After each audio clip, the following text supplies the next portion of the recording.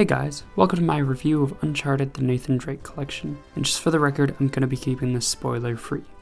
Coming to Naughty Dog's beloved Uncharted series as a newcomer was exciting. Having never owned a PlayStation 3, I'd been itching to play PS3 exclusive titles like Uncharted for some time. In fact, after playing The Last of Us, I told my roommate, who's a huge Uncharted fan, I'd love it if they would remaster the first 3 games. I thought they should release them as a bundle for the PlayStation 4 before the release of Uncharted 4. And then they did. And then I pre-ordered it, which I've never done before. And to give you an idea of what I think of the series right off the bat, I'll say this. I haven't regretted that pre-order for a second. Let's start with a few things that apply to all 3 games. They've aged well. Not once did I feel like I was playing an ancient video game. The mechanics are solid, and aside from the general graphics and some slightly wacky ragdoll animations, I wouldn't have ever guessed that I was playing a now 8 years old title, in the case of Uncharted 1 Drake's Fortune. And just to be clear, the graphics aren't bad. Uncharted 1 Drake's Fortune feels pretty dated, but what it lacks in technical realism it makes up for in detail. In Uncharted 2, Among Thieves, falling in the snow will cover you in it. The same can be said for Uncharted 3, Drake's Deception of Sand. Great care was taken to make these games look as great as possible on, at the time, the PS3's hardware. And saying they've aged well is a compliment they deserve. Climbing feels great. There were a few rare moments where I couldn't quite get Drake to jump off a ledge the way I wanted, which left me watching one of those ragdoll deaths. However, in my experience, this is just a bit of an accepted reality in games that feature climbing. And whatever small hiccups cropped up occasionally with the climbing are redeemed by the satisfaction of making a monstrous leap from one ledge to another. Frankly, playing Uncharted will leave you standing on a balcony, looking across to the next house and thinking, I could jump that far. The games are funny and lighthearted at all the right times, but can still definitely make you freak out and genuinely worry about a character's fate. Simply put, the story in the series is so good that about halfway through Uncharted 2, I had to stop playing when my girlfriend wasn't over. She was that invested in watching the game for the story. Moving on, these games also feature really solid puzzles, which to me are a staple of the franchise. The puzzles will leave you flipping through the pages of your notebook, searching for clues, pushing ancient secret buttons, and most oftentimes climbing as well. Action puzzle platformer is a fun genre and is executed really well in this series. The game also does a great job of trusting the player. Moments that appear almost like cutscenes may require you to do something like hit the jump button without actually prompting you to. You do it out of instinct and it works really well and it makes you feel like a badass. While the footage you'll be seeing throughout this review is 720p, this is merely a limitation of the PS4's recording. The main components of the game's remaster consist of an upgrade to full 1080p 60 frames per second, which was extremely consistent for me. This made for a smooth gaming experience, along with lighting enhancements, upgraded character models, and the new photo mode. Photo mode is neat. There isn't a lot more to say about it than that. Push down on the D-pad to launch it, and then you can get a cool screenshot. Typically it's turned off during scripted events like a rock wall crumbling and aiming, but that won't stop you from getting a cool shot of Drake leaping off a ledge or standing by a waterfall if that's what you're into. Diving into Uncharted 1, Drake's Fortune, we start off like the Lonely Island's Andy Samberg in the days of old, on a boat. We meet our title lead character, Nathan Drake, and a journalist, Elena Fisher. They've just discovered the coffin of Sir Francis Drake, the real-life explorer credited with completing the second circumnavigation of the globe.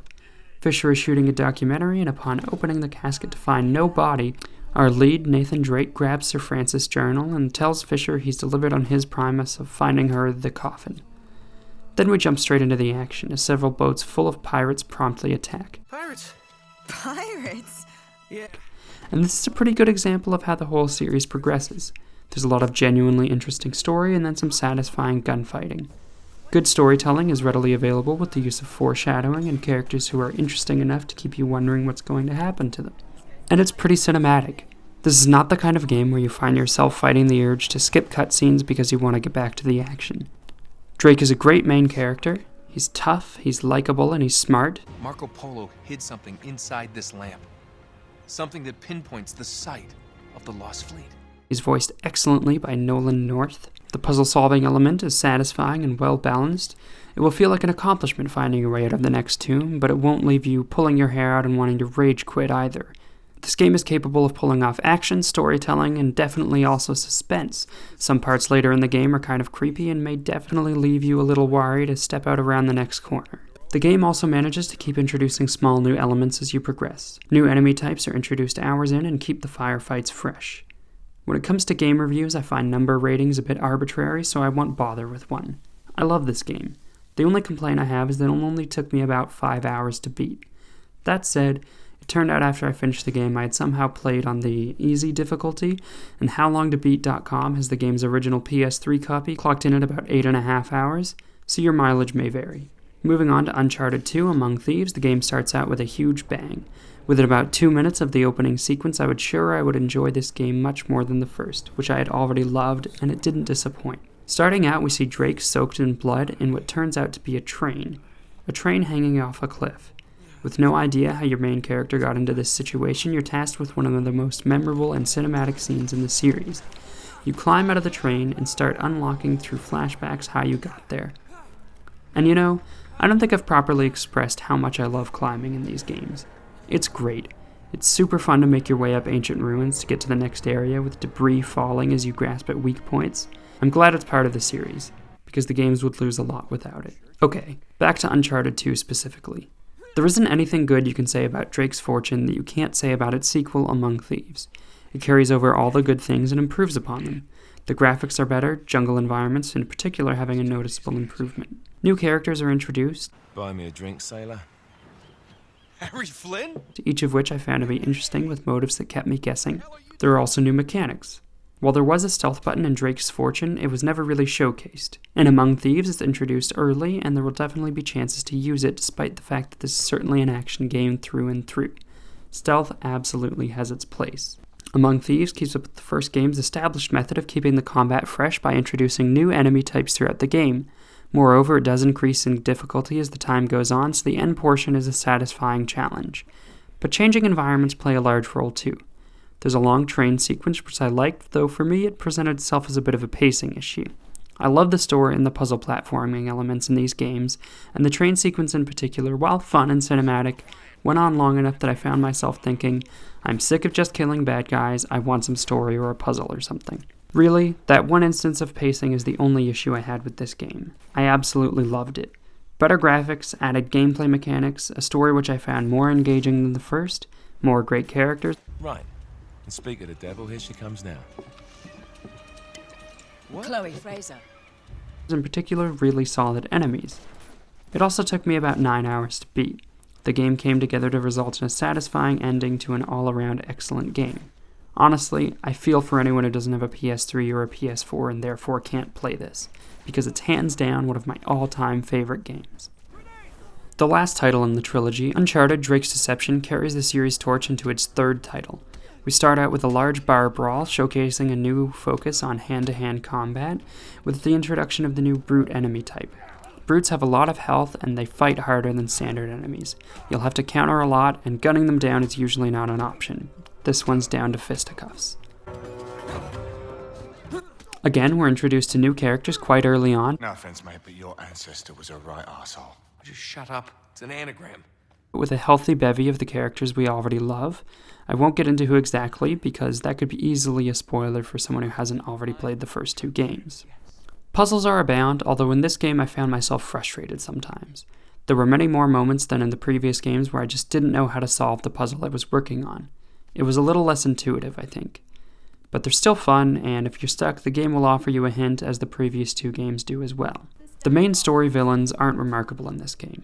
This isn't a big complaint from me, but you don't learn a lot about their motives, so there are a lot of questions. What you do learn about in this game is Drake's past, including how he and Sully came to work together. This was interesting and one of my favorite parts of the game. This is also the only game in the series to feature the ability to throw enemies' grenades back at them. This is really appreciated, as the enemies in this series can definitely be a little trigger happy sometimes when it comes to grenades. No. Finished. Drake's Deception does increase in difficulty toward the end of the game, as the others do, so expect a challenge to ramp up.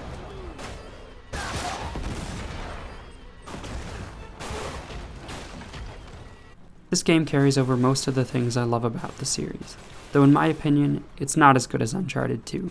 Whatever hangups I had with it, it's still great. Particularly in the latter half where I felt it really hit its stride, that was the part I enjoyed most in the roughly 7 hours I got from it. To sum up, Naughty Dog delivered 3 really excellent games, and Bluepoint did a great job porting them to the PS4. They're so excellent, I was left really wishing they'd included the PlayStation Vita title Uncharted Golden Abyss. I've heard it takes about 10 hours to beat and has some great gameplay. That said, Golden Abyss wasn't a part of the main Nathan Drake story, serving as a prequel with no real link to the main trilogy.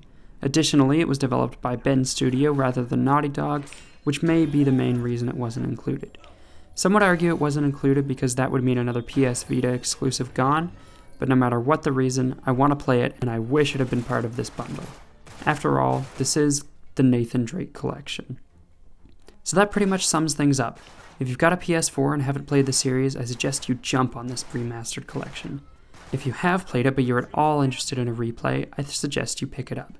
The 1080p 60 frames per second looks pretty good on the second two games, and they all run really smoothly. Finally, if you have a PS3 but have never played it, I absolutely suggest you pick up the originals.